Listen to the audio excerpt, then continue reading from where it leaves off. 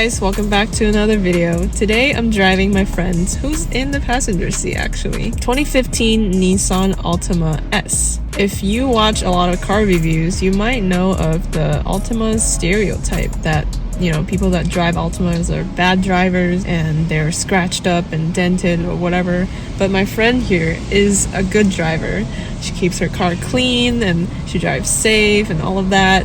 But unfortunately, she did get a dent recently, but not caused by herself. She was literally parked. She was walking out of the store and she saw someone with a pickup truck just backed into her bumper, and now there's like a dent in the back. Not her fault though. So today, maybe we're gonna break that stereotype. But anyways, without further ado, let's see how this car drives. So I was driving this car to pick up Korean food for both of us just earlier, and I don't know why so many people hate on this car. I mean, maybe it's because of the bad drivers themselves, but I feel like this car is actually not bad at all. Like, I'm kind of enjoying it. It has a pretty thin steering wheel, which is a huge plus for me. I've mentioned it many times now. I have small hands, but thin steering wheels make me feel like in control, and it's just easy to handle. And the steering feel itself also on the lighter side, but not like ridiculously light. So driving around town, definitely really manageable. And the seats themselves, they're comfortable. They're soft. I feel like kind of like on a couch sort of, just comfy. And I feel like this car also accelerates pretty smoothly and brakes well too. It's not a weird brake pedal. It kind of does what you want it to. It doesn't have that weird delay or sponginess in some cars. And we are heading to windy roads to test out how this car handles. So yeah, we'll see how that is. Anyways, we are on the windy roads now.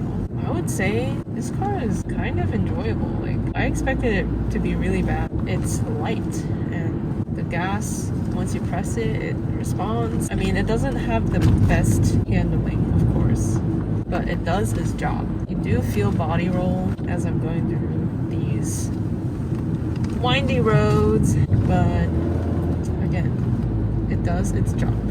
How do you feel being the passenger in these roads? It's very windy. Let's try acceleration a little bit.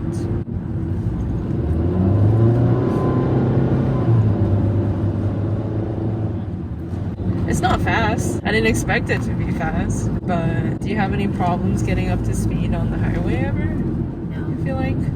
I feel like this car, compared to the other ones that I've driven, has actually been better in that department. I had a 2001 Camry, and I feel like that one was nearing the end of its life. So, and the Priuses that my parents drive are really hard to get up to speed compared to this car. So it feels nice to me. So that means, again, it does its job. And if you're looking for a commuter, which if you're shopping for this car, you probably are, is gonna be fine. How's the puppy doing? He's awake. He's awake? Yeah. Oh, sorry. The windy roads make you awake. Little puppy shot.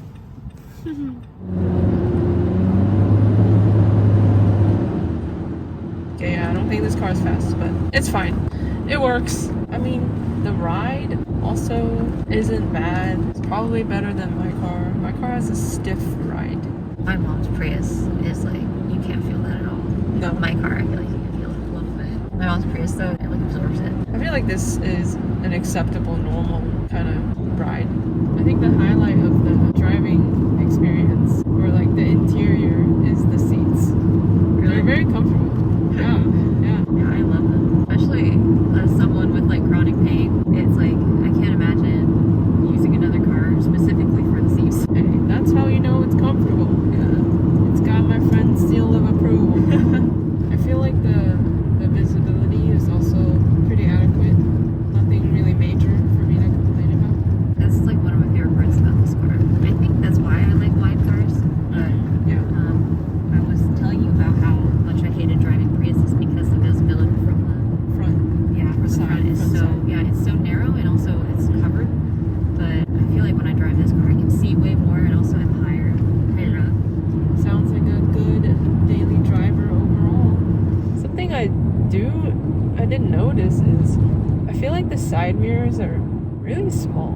Like the size itself is big. The real mirror part is not as big as I like. They do feel kind of thin. Yeah. Small. But the rear glass is fine. I have no trouble seeing out of the B pillar. Yeah, A pillar's fine.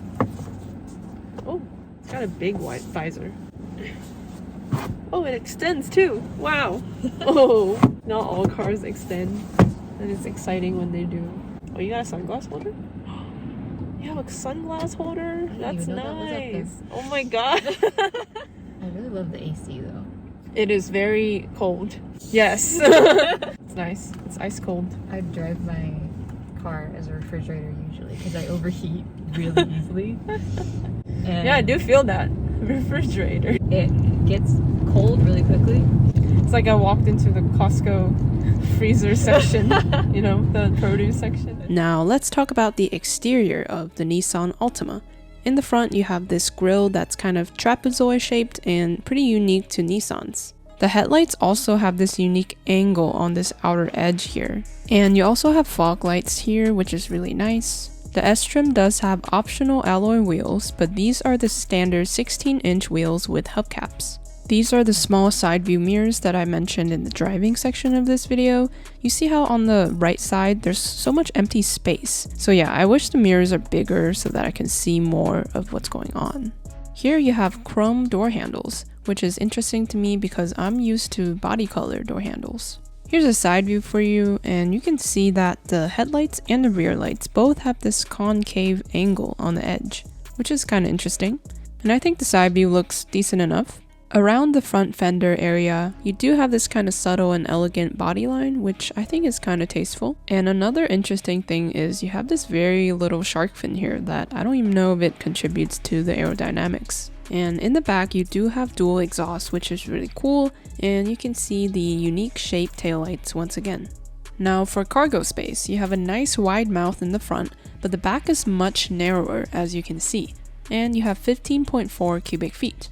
And yes, you can fold the rear seats down, but the owner and I really don't like the very small opening through to the second row seats. You can fit long things through this opening, but not really wider items. And as you can see, the second row seats don't fold down flat. Now let's talk about the interior, starting off with the steering wheel. Again, it's nice and thin, it has a light steering feel, it feels really manageable. On the left, you have a source button that lets you switch between your audio inputs, the enter button where you can press down and also toggle up and down, as well as the rectangle button and the back button, all lets you go through menu items on the gauge cluster.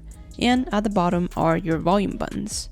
On the right are your cruise control buttons, and at the bottom are your phone call buttons. Behind the wheel are your standard stocks for the light switches and turn signals, as well as the windshield wipers.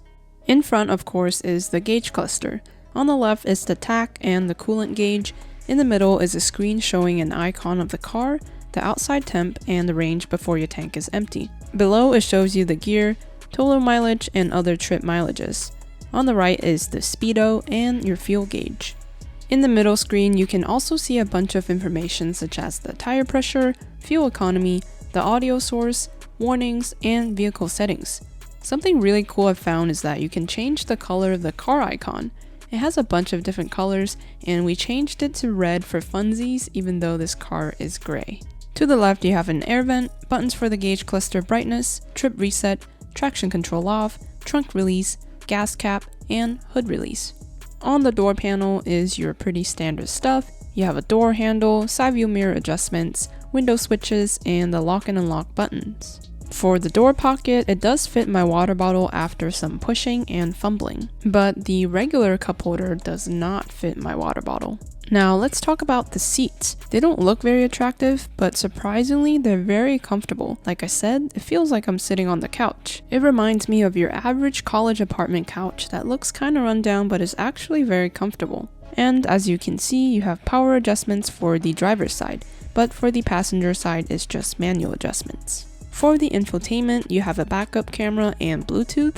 You have physical buttons that are very straightforward to use, and the same thing applies to the climate controls, which again has ice cold AC. And surprisingly, this AC knob here feels really nice to use and makes a really good sound.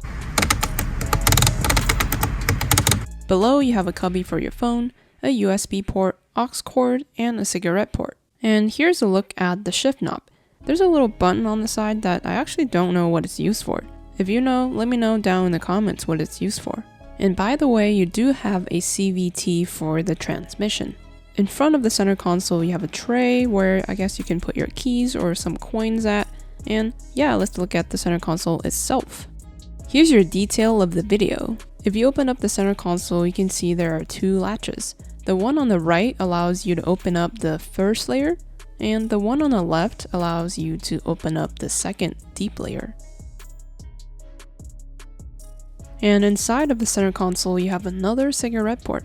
I also want to show you how deep the glove box is. You can see there's cubbies and layers in there, which is really interesting. As I mentioned in the driving section, you do have a sunglass holder, which is really nice.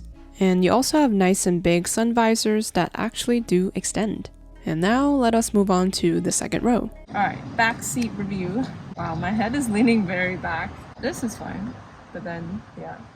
If you want to knee your head back, you're like, so back. But similar to the front seat, the back seat is very comfortable. Overall, not bad. In the back, you also do have an armrest and cup holders. And interestingly, one of the cup holders is bigger than the other. Here I show you with my water bottle, it fits in one of them but not the other. And that about wraps up my review of the 2015 Nissan Altima S. It's a midsize sedan that's a pretty comfortable commuter. It's definitely not fast, but it has a nice and light but not too light steering feel, a good feeling brake pedal, decent ride, good visibility, and very comfortable seats. There are concerns about the reliability of the CVT, so I would do the research and look at some of the competitors like the Toyota Camry. Though my friend has been owning this Altima fine for the past 4 or 5 years. If you have an Altima, how has it held up? Stay tuned for more car and car detailing videos. Thank you for watching, and I'll see you next time.